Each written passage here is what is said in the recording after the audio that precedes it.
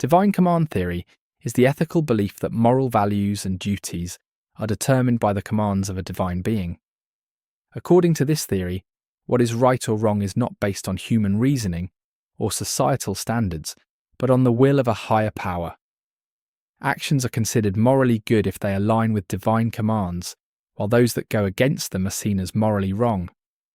Divine command theory is often associated with religious traditions that view moral guidance as coming from sacred texts or divine revelation. Now let's look at some examples.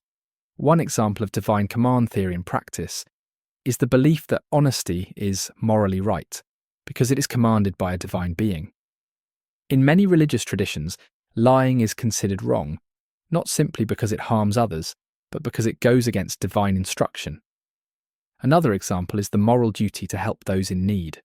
Many religious teachings encourage acts of charity and kindness, and according to divine command theory, these actions are morally required because they are part of divine law. A third example is the principle of justice, where certain actions, such as treating others fairly, are considered moral obligations because they reflect divine will rather than personal or societal preferences. Now let's look at some strengths of divine command theory.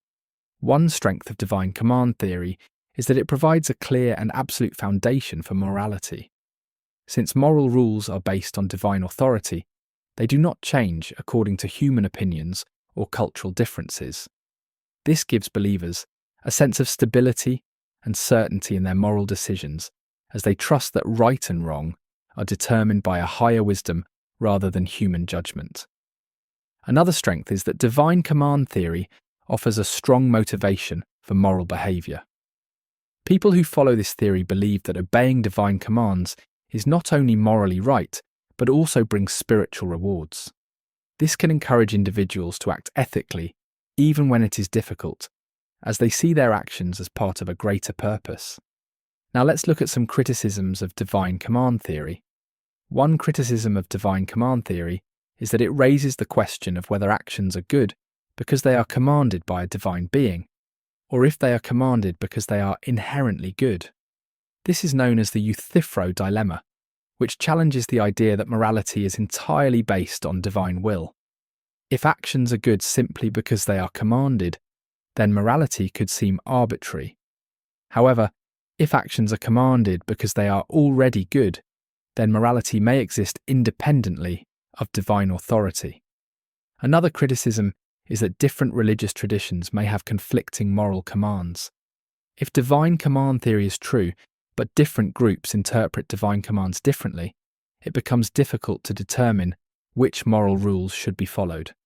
This can lead to disagreements over what is truly right or wrong, making it challenging to apply divine command theory consistently across different cultures and belief systems.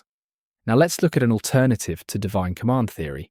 One alternative to divine command theory is natural law theory, which suggests that morality is based on reason and the natural order of the world rather than solely on divine commands. According to natural law theory, moral principles can be discovered through observation and rational thought, as they are built into the structure of the universe. This means that people can determine right and wrong by understanding human nature and seeking to fulfill their purpose in life. Unlike divine command theory, which relies on direct revelation, natural law theory allows for moral reasoning that applies to all people, regardless of religious beliefs.